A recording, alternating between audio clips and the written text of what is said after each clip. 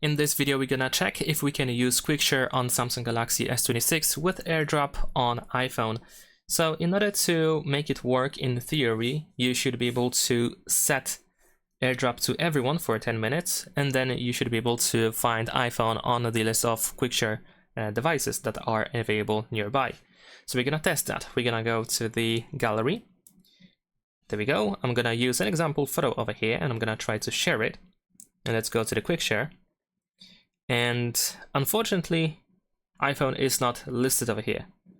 It is not simply displayed. So Quick Share does not work with iPhone's AirDrop, at least not right now as I'm recording this video. It is possible that it's going to work in the future. But what we can do is we can go to the the QR code or link over here, and then we can scan this QR code. So I'm gonna choose the camera over here and let's scan the QR code quickly. Let's see if it's going to scan. There we go.